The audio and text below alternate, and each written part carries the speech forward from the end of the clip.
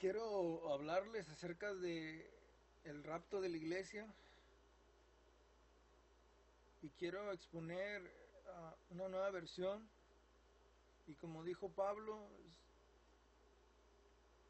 que toda enseñanza tiene que basarse en la escritura, si no sea anatema, que no valga nada, ya sea que provenga de revelación de algún ángel o de quien sea. Si no va conforme a la Biblia, no vale de nada. También Pablo dijo: yo creo en todo lo que vaya de acuerdo con la perfecta escritura de Dios. Hemos escuchado una versión muy popular acerca del rapto, de cómo la iglesia, después de pasar por una tribulación, de muchas enfermedades y después de un gran temblor, viene el rapto. Después del rapto de la iglesia viene la persecución a los no creyentes, se levanta el anticristo y entra en el templo y se proclama como Dios.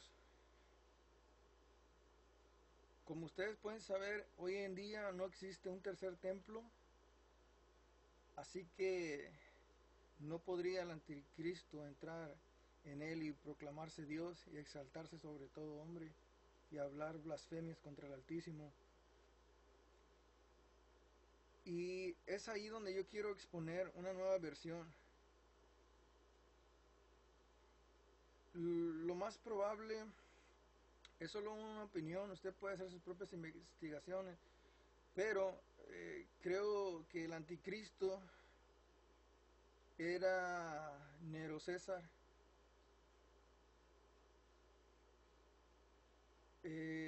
Pueden hacer una investigación más profunda acerca de por qué el 666 concordaba con Nero César, porque cada valor numérico en las sílabas hebreas tiene un valor, un número, y resulta que todas ellas dan a nombre de Nero César o caen 666. Pero pueden hacer una investigación más precisa acerca de eso en alguna otra parte. Lo más probable que fuera Nero César el que se haya proclamado Dios y haya entrado en el templo que existía, el segundo templo, y haya entrado y se hubiera proclamado Dios.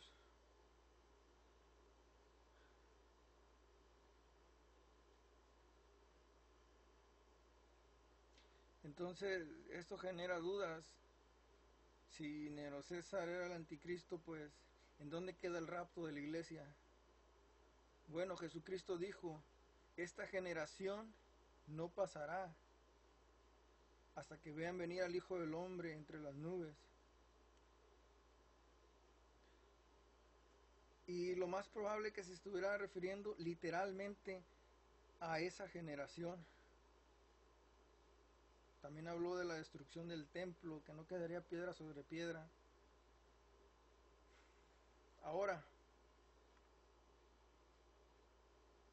le pido que sea paciente y me escuche y considere lo que le voy a decir. Quizás esta versión vaya en contra de la versión popular que se maneja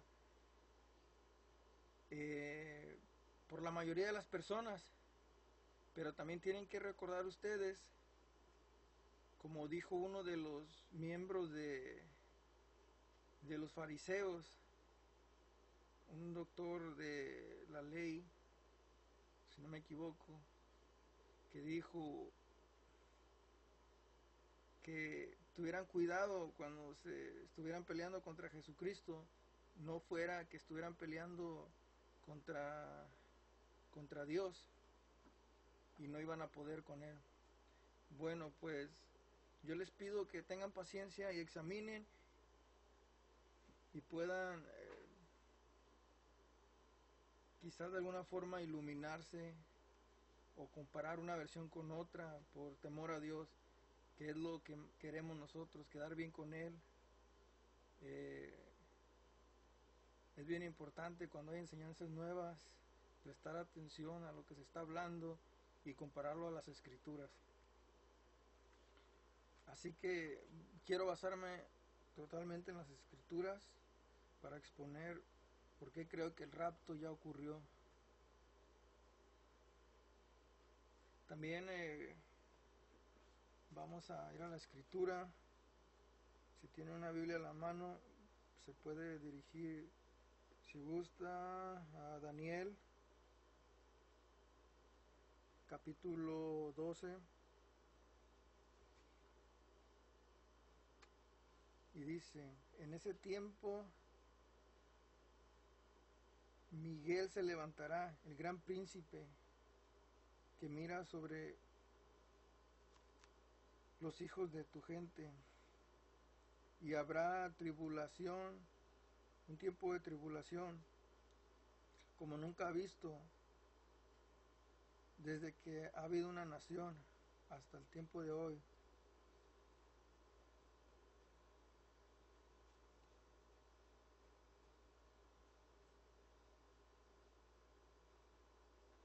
Esta Biblia que tengo yo está en inglés y estoy teniendo problemas en traducirla, pero para los que entienden inglés, dice, and at that time your people should be delivered. En ese tiempo tu gente va a ser deliberada, bueno, algo así. Y todos los que sean encontrados en el libro, o van a ser salvados todos los que se encuentran en el libro. Y muchas de esas personas que duermen en el polvo de la tierra se despertarán, unos para vida eterna y otros para vergüenza y para castigo en el nombre de Dios. Esos, los que son sabios, brillarán como el brillo del firmamento,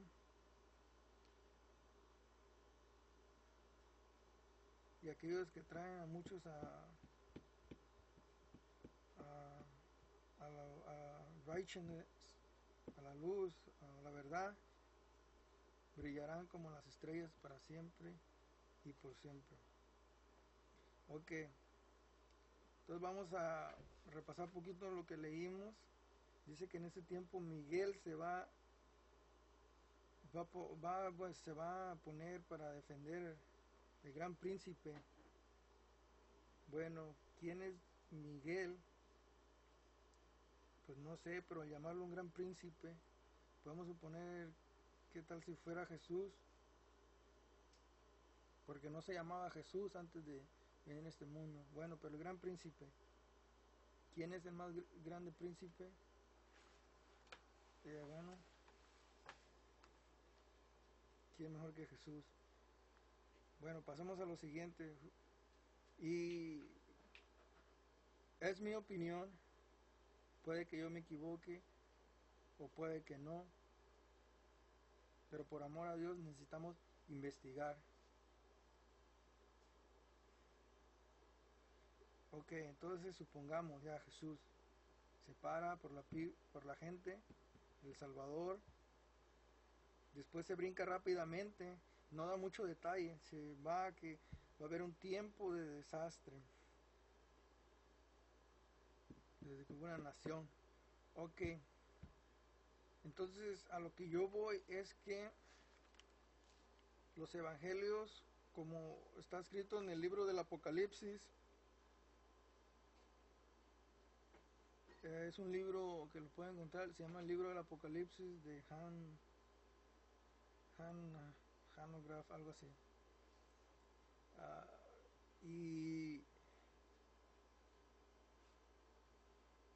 Y dice que los evangelios fueron escritos antes de que el segundo templo fuera destruido.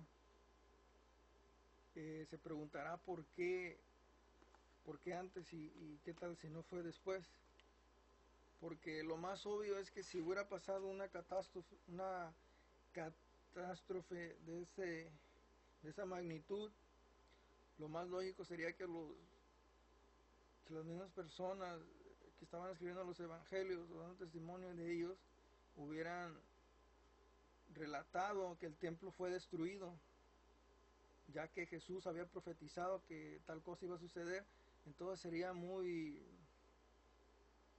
no tendría mucha lógica que lo hubieran pasado por alto, una profecía de esa magnitud. Entonces por eso que, como dice el libro del Apocalipsis, que yo también, pues, en opinión creo que también hace mucha lógica, en mi punto de vista. Y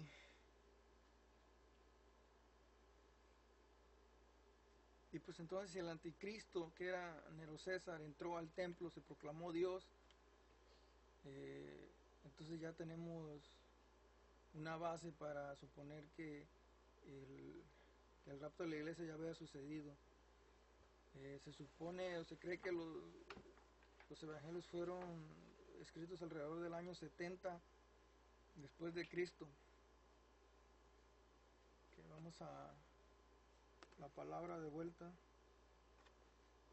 Dice más adelante en Daniel capítulo 12, versículo 4, dice, pero tú, Daniel, sella las palabras o las profecías de este libro, en resumen, hasta el tiempo final. Y dice que la ciencia iba a incrementar y que Daniel iba a dormir y se iba a despertar a su suerte al final de los días, en resumen.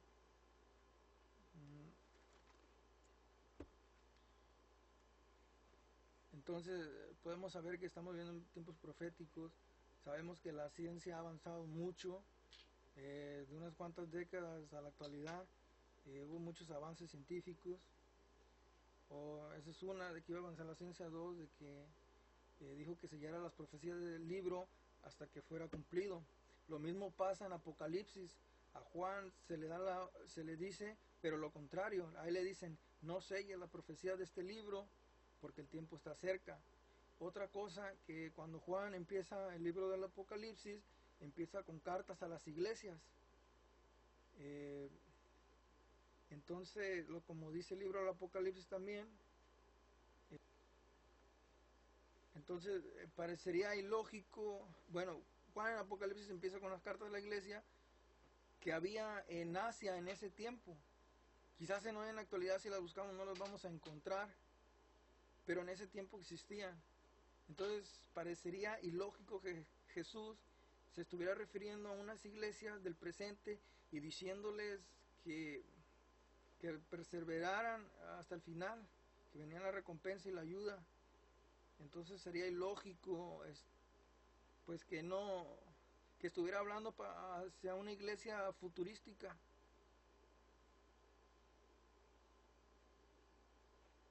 Y vuelvo atrás de que, como ya había mencionado antes, también sería ilógico que dijera que la generación de esa misma generación vería venir a Jesús entre las nubes.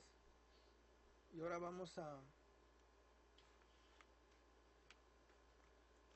Jesús mismo dio testimonio de que los mismos que lo crucificaron lo iban a ver venir entre las nubes, ¿no? Y vamos a Mateo. Vamos a buscar Mateo.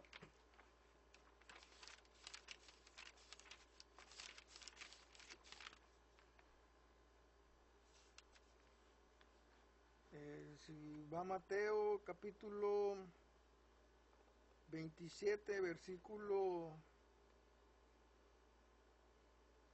46, vamos a empezar en el 46, a Mateo versículo 27, capítulo 27, versículo 46.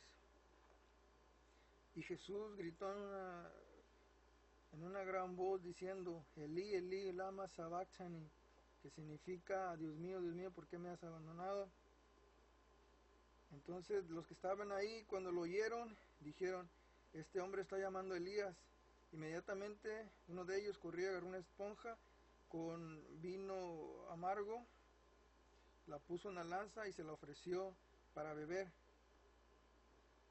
Cosa que Jesús no hizo porque, aunque lo habían intentado antes, interiormente también, cuando él probó el sabor del vino amargo y otra cosa que traía mezclado, no quiso.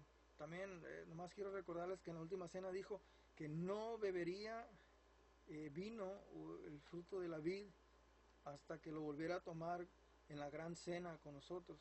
Entonces pasa por alto el vino. Bueno, entonces seguimos leyendo. Y los demás dijeron, déjenos solo, veamos si Elías viene y lo rescata. Y Jesús volvió a gritar con una gran voz y entregó el Espíritu. Entonces el velo del templo se partió de arriba hacia abajo y hubo un terremoto y las rocas se partieron. Las tumbas fueron abiertas y muchos de los cuerpos de los santos que habían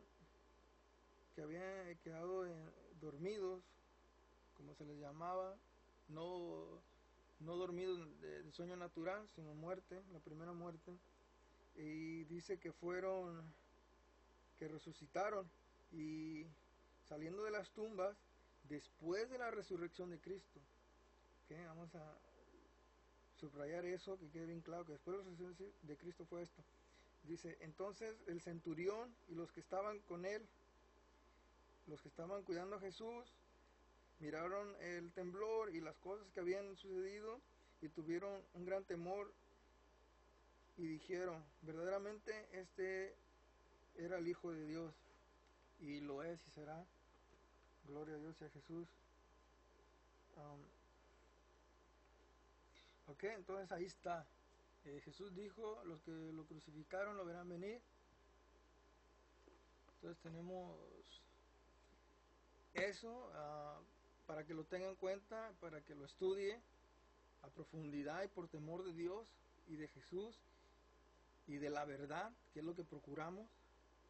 Tengamos otro punto de vista y lo examinemos cuidadosamente. Entonces ahí está una más. Vamos a ver qué encontramos ahora.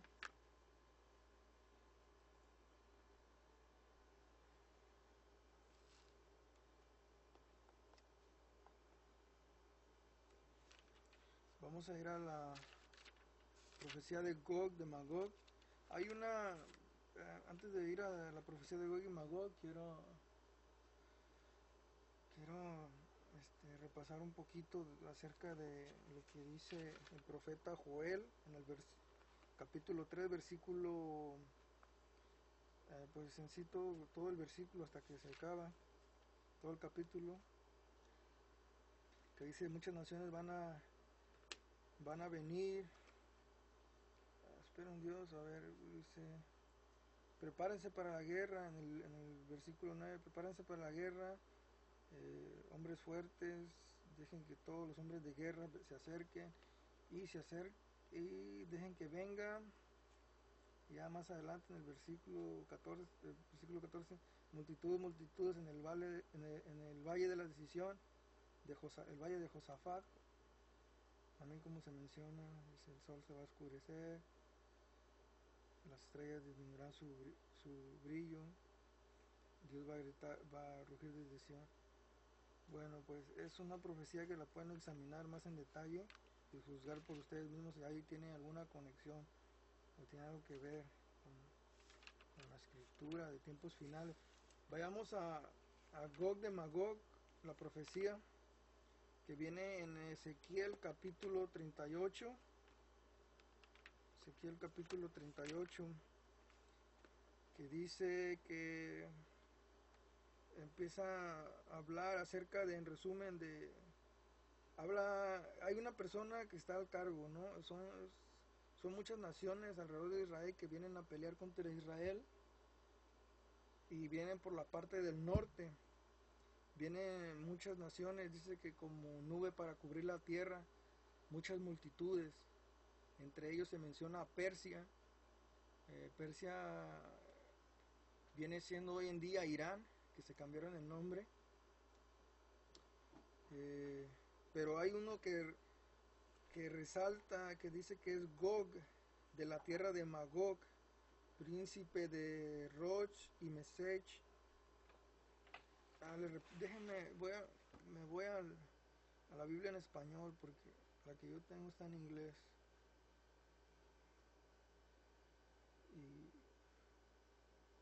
Déjenme, voy a Ezequiel, paciencia. Ezequiel, ¿dónde está? Gloria a Dios, gloria a Dios.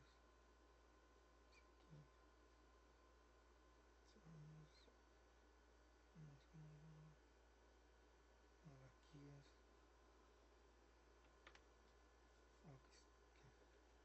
Aquí está. Dice, bueno, voy a leer un poquito. Entonces Ezequiel capítulo 38 dice: vino a mí palabra de Jehová diciendo: hijo de hombre, pon tu rostro contra Gog en tierra de Magog, príncipe soberano de Mesec y Tubal. Gog en tierra de Magog, realmente no sabemos en hoy en día quién sea, pero podemos, si vamos a Apocalipsis, vamos a dejar poquito ahí el capítulo de Ezequiel 38 para brincarnos hasta Apocalipsis.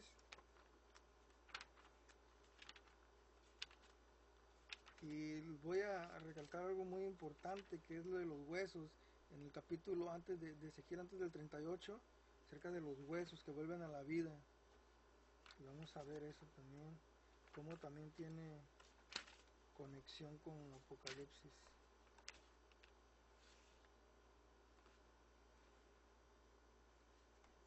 Entonces dice,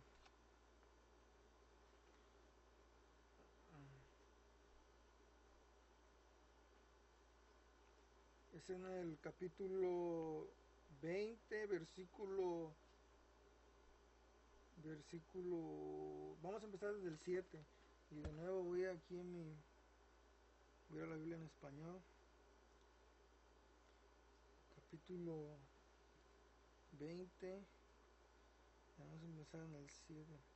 Dice: cuando los 1000 años se cumplan, Satanás será suelto de su prisión y saldrá a engañar a las naciones que están en los 4 ángulos de la tierra, a Gog y a Magog.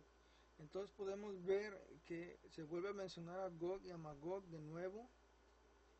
Entonces la profecía de Ezequiel con la profecía de Juan están como entrelazadas y hablan de lo mismo, de la misma persona, Gog, de la tierra de Magog. O aquí dice Gog y a Magog. En Apocalipsis dice Gog y Magog. Ahora son como 2. Entonces quiere decir que Gog, de la tierra de Magog, entonces está hablando de Gog, es un personaje, y Magog es la tierra donde está. Dice, bueno, y vamos a continuar. Dice: a fin de reunirlos para la batalla, el número de los cuales es como la arena del mar. Y subieron sobre la anchura de la tierra y rodearon el campamento de los santos y la ciudad amada. Y de Dios descendió fuego del cielo y los consumió. En Ezequiel pasa lo mismo. Dice que Dios hace llover fuego sobre ellos y azufre. Y que después de eso queman las armas en el fuego. Bueno, entre las tantas cosas que pasan, además del entierro de la tumba que les dan ahí en Israel, las partes del norte bien. Sí, Gog de Magog sigue siendo un enigma, aunque la versión popular dice que es, como se refiere a las partes que están en el lejano norte, y la nación que está alineada en esa dirección es Rusia.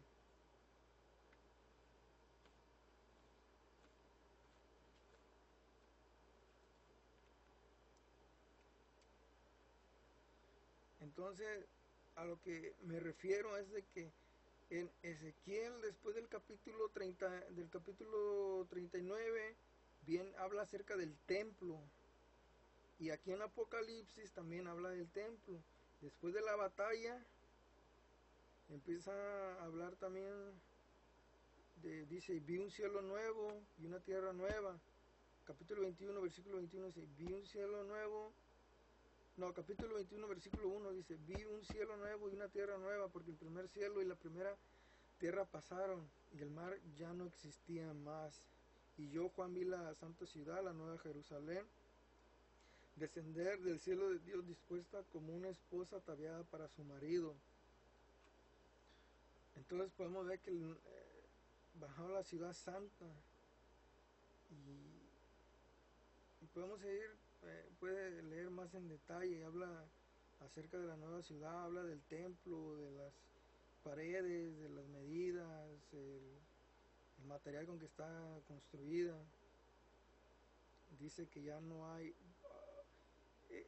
bueno, es la ciudad y el templo en sí es Dios y Jesucristo, porque ya la ciudad no va a tener templo, porque sería ilógico que tuviéramos un templo donde vayamos a sacrificar animales y volver al Viejo Testamento. Es lo que no concuerda tampoco. Un tercer templo en la ciudad en la nación de Israel y volver con los sacrificios humanos no suena muy lógico. Aparte de que está el lugar donde debe ser construido el tercer templo, como muchos creen, está ocupado por el Domo de la Roca, eh, por la religión islámica.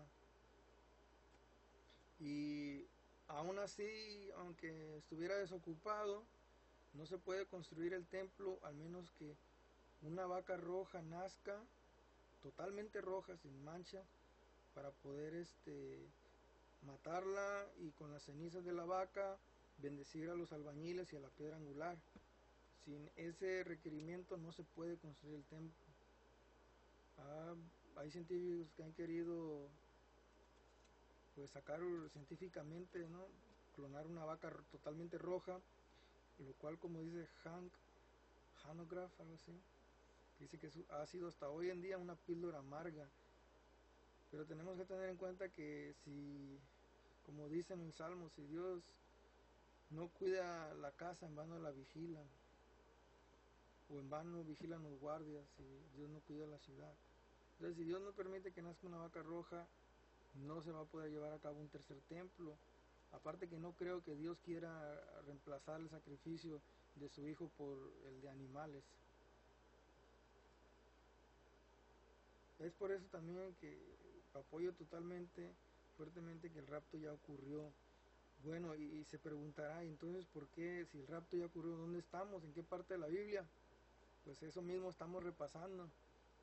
Estamos hablando acerca de Gog y Magog, y justo Gog y Magog se encuentran al final de Revelación, casi ya antes es la última batalla, la batalla de Armagedón, como algunos lo conocen. Bueno, sería, pues, y hasta también habla de la Babilonia. Dice, bueno, ¿quién es la Babilonia? Algunos piensan que es la Iglesia Católica, que con su copa fornicaron a las naciones de la tierra. Pero yo pienso que la Gran Babilonia, también concuerdo, en mi opinión, que era el templo, era el segundo templo que estaba en la época de Jesús, que fue destruido. Era la gran ramera, porque teniendo al Mesías, al Cristo, lo rechazaron a la piedra angular. Y finalmente Dios la destruyó, destruyó el templo. Los romanos lo destruyeron, la quemaron. Volvemos que Jesucristo predijo, profetizó, y los Juan, Mateo, Marcos, nadie dijo acerca nada del templo destruido. Por eso que se apoya fuertemente la versión de que los evangelios fueron escritos antes de la destrucción del templo. Vamos a volver más atrás, más adelante de cuando cae Babilonia, que es el templo. Dice Cristo en un caballo blanco. Cuando viene en un caballo blanco,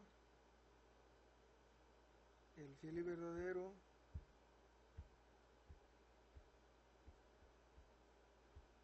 dice que estaba vestido en una ropa manchada en sangre y su nombre es la palabra de Dios.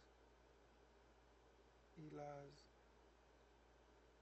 armada de los cielos, vestida de lino fino, blanco y limpio, lo seguían en caballos blancos, y que de su boca salía una espada filosa con que golpearía a las naciones, strike the nations, y lo regiría con vara de hierro también. Y habla más en detalle. Estamos en el capítulo 19 de Apocalipsis, en el versículo 11 al 16, por si quiere repasarlo en detalle todo lo que dice, porque yo nomás estoy yendo en breve. Ok, dice que la bestia, más adelante en el versículo 17 dice que vio un ángel parado en el sol, que gritó con una voz fuerte a todos los pájaros que vuelan en el cielo, y les dijo que vinieran para la gran cena de Dios, para que comieran carne de reyes, de capitanes, carne de reyes, carne de capitanes, de hombres fuertes, de caballos, carne de caballos, y de los que se los montaban, y carne de toda la gente, libre y esclavo, pequeños y grandes, ambos pequeños y grandes. Y dice que vio a la bestia, a los reyes de la tierra y a sus armies, o a sus ejércitos, juntos, se juntaron para ir juntos a hacer la guerra contra el que se sentaba en el caballo y contra su ejército. Dice que la bestia fue capturada y con ella el falso profeta, que hizo grandes señales en su presencia, y que hizo que erraran esos que recibieron la marca de la bestia y esos que la adoraban su imagen, y fueron echados, estos dos fueron echados al lago de fuego ardiendo. Y está otra palabra más que no la puedo traducir, pero déjenme ver si voy a el capítulo 19. Capítulo 19. Oh, ahí está. Okay. Y estos dos fueron lanzados vivos dentro de un lago de fuego que arde con azufre, y los demás fueron muertos con la espada que salía de la boca del que montaba a caballo, y todas las aves se saciaron de las carnes de ellos. Ok, al que castigaron ahorita fue a falso profeta y a la bestia. Todavía no se agarra al diablo, pero no se iba a escapar, porque más adelante dice, no sé, más adelante, que dice, después en Apocalipsis capítulo 20, versículo 1, dice, vi un ángel que descendía del cielo con la llave del abismo y una gran cadena en la mano, y prendió al dragón, la serpiente antigua, que es el diablo y Satanás, y lo ató por 1000 años. Ojo, he aquí la cosa.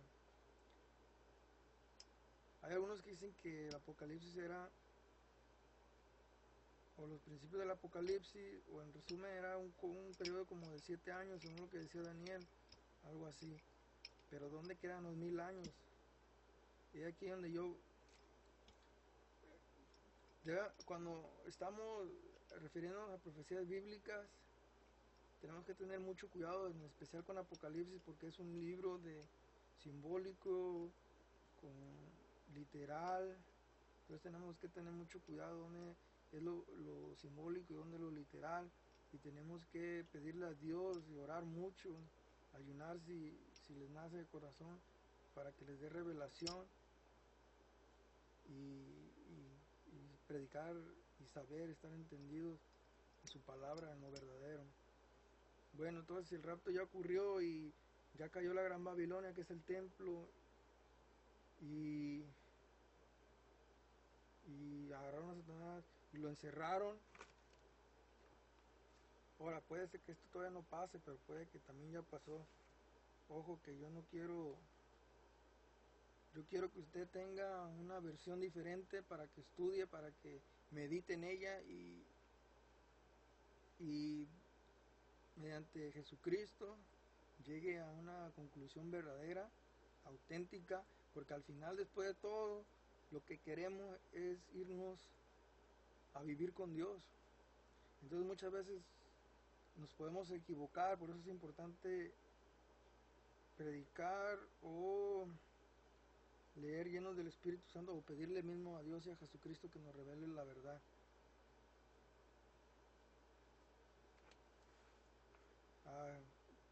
Jesucristo vino en carne a este mundo y resucitó al tercer día por obra de Dios, y la misma promesa fue hecha a nosotros.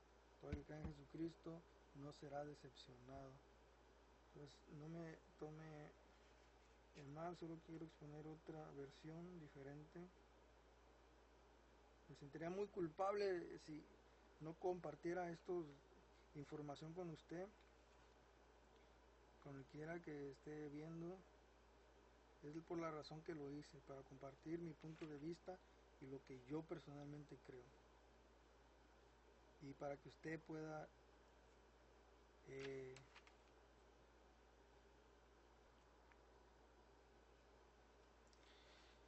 ok, gloria a Dios y a Jesucristo. Entonces, si Satanás ya lo agarraron, ya lo metieron 1000 años y ahora salió después de los 1000 años, entonces ya llegamos a la parte de Gog y Magog, que está después de que lo sueltan.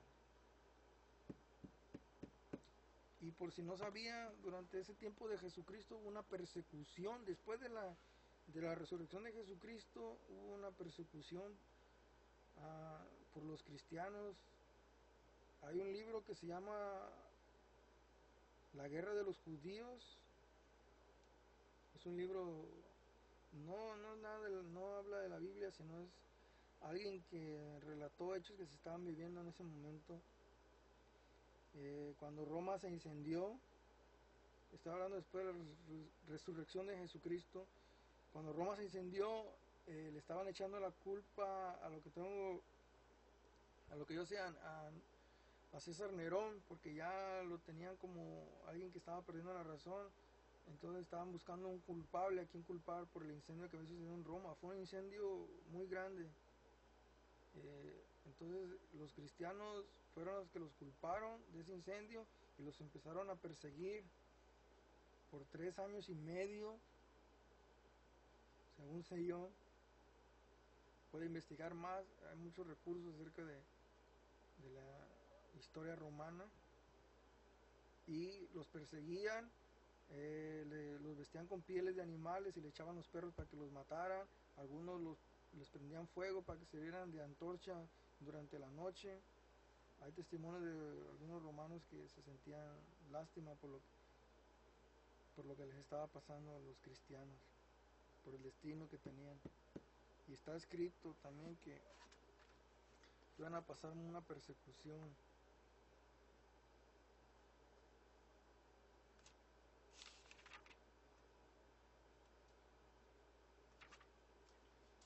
Ahora por ese lado tenemos que tener cuidado. De todos modos, Gog y Magog, entonces ya le di mi punto de vista. Repase lo que he dicho. Considere otra vez si el rapto está a punto de suceder o ya sucedió. Porque de igual forma, ya sea que nos vayamos en un rapto, o que venga la nueva Jerusalén que baja del cielo, todo esto lo vamos a estar viendo a Dios mediante pronto, porque como dice la palabra de Dios no podemos saber la fecha exacta, no, pero dice que cuando a la rama le brotan hojas, el tiempo está cerca.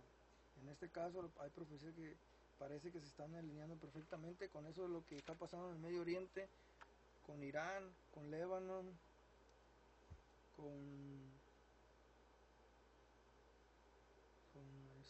Libia, que los islámicos, la hermandad islámica, se está poniendo puntos estratégicos claves en muchas naciones. Y Irán ahorita está con su planta nuclear. Rusia está aliado con Irán, tienen una relación de armas y X cosas, pero el chiste es que están unidos en común acuerdo. Siria está pasando por tiempos difíciles ahorita. Hay otras profecías acerca de Siria, que la capital de Siria iba a dejar de ser una ciudad hay más, me imagino que hay más videos que hablen de eso, pero yo quería hablar ahorita lo del rapto.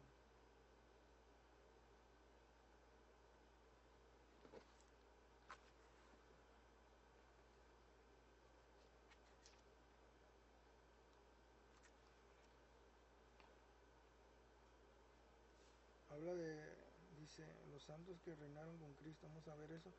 Capítulo 20, versículo 4.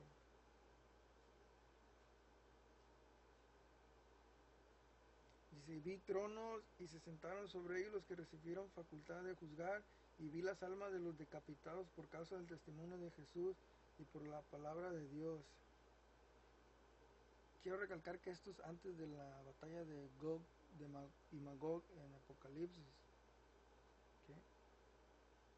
Dice, los que no habían adorado a la bestia ni a su imagen y no recibieron la marca en sus frentes ni en sus manos, y vivieron y reinaron con Cristo 1000 años.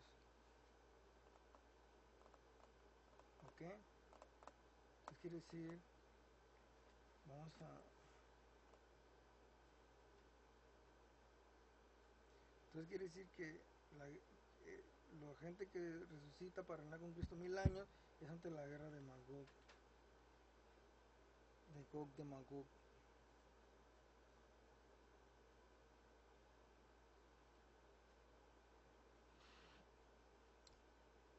Entonces habla de una resurrección. Si nos vamos también de vuelta para Ezequiel, vamos a ver que hay lo mismo antes de la guerra de Magog. Vamos a recalcar lo que ya dijimos. Entonces resucitan los muertos antes de la guerra de Gog de Magog. Vamos a Ezequiel y vamos a ver qué dice antes de la guerra también, para que vean la similitud que tienen.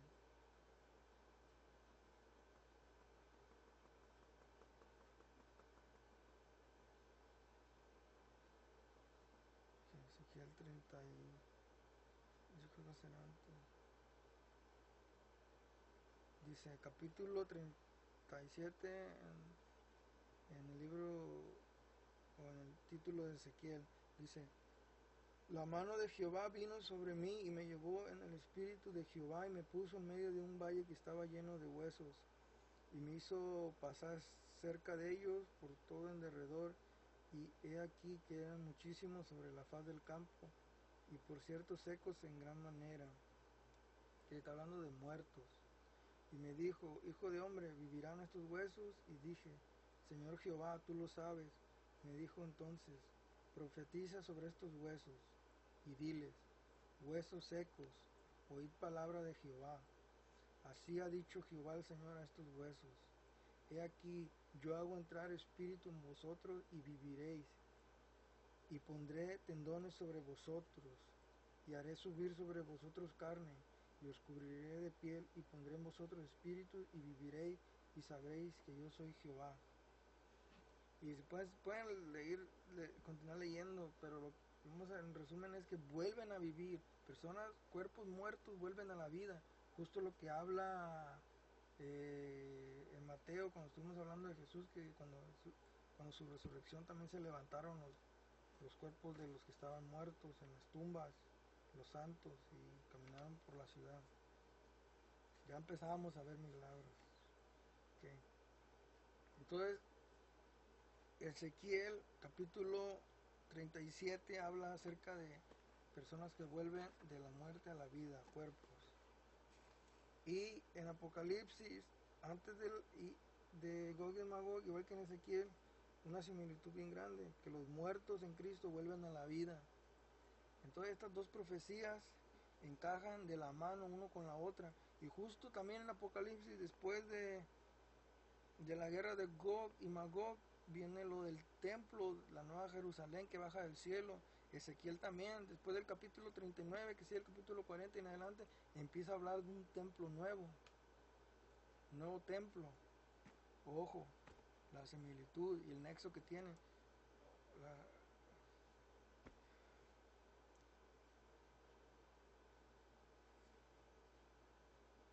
Entonces, bueno, ¿cómo vamos a saber si estamos viviendo en tiempos finales?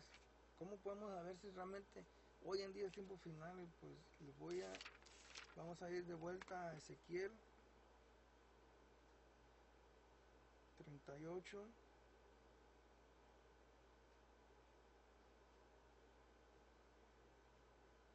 Pues en sí, puede ver el capítulo 38 y 39, habla de que Israel fue esparcido entre las naciones porque los esparcieron. Después de la muerte de Jesucristo hubo un caos, persecución de la iglesia, mataron muchos cristianos, y después de eso Dios los expandió por toda la tierra. Sería porque no creían en el Mesías, no lo aceptaron, lo crucificaron, no creyeron en él, y Jesucristo mismo dijo que la tierra iba a quedar desolada porque no habían creído en él. En algunos de los evangelios está. Si alguien por favor me lo puede poner en los mensajes de este video para que los demás se enteren. Pero habla de la destrucción porque no querían creer en él. Entonces Dios los esparció por todo el mundo los esparció, y la tierra de Israel quedó prácticamente desierta. Hay escritores de libros de cientos de años atrás que hablan acerca de la desolación que había en la tierra de Israel, algo insólito, que ni cactus ni árboles de olivos se podían ver, sino pura hierba seca. Y así quedó la tierra por más de 2000 años. Dicen que no hay una civilización que haya sido esparcida más de 500 años y se haya vuelto a reunir. Pero Israel, como decía, que en los tiempos finales, fíjense bien, si lean capítulo 38 y 39 de Ezequiel y entérense que esta profecía se iba a cumplir cuando Israel volviera de entre las naciones. Ellos no habían sido esparcidos hasta después de la crucifixión de Jesucristo. Y después de 2000 años volvieron a su tierra, y como estaba escrito que Dios iba a hacer que fuera fructífera y que produciera fruto para ellos, así fue. No solo, también la lengua hebrea, que se consideraba una lengua ya muerta, volvió a resurgir, el hebreo. Entonces ese es otro milagro. Había personas que no creían que Israel se fuera a formar como nación, pero para sorpresa de muchos, en 1948 se fundó como nación. Bueno, pero ese es otro milagro profético, ¿no? Que se reunieron en su tierra como Dios profetizó. Pero no solo eso, también Dios profetizó que iba a haber la guerra de Gog y Magog. Entonces estamos pendientes a que eso suceda. Entonces, ahí tienen mi versión del rapto. Repasen lo que les dije y no peleen contra mí, porque pelear contra mí, si yo estoy en lo correcto, sería como pelear contra Dios, y no queremos pelear contra Dios sino hacer su voluntad. Así que les pido que tengan paciencia, amor y perseverancia, y oren a Jesucristo y empiecen a investigar y miren bien detalladamente esta versión.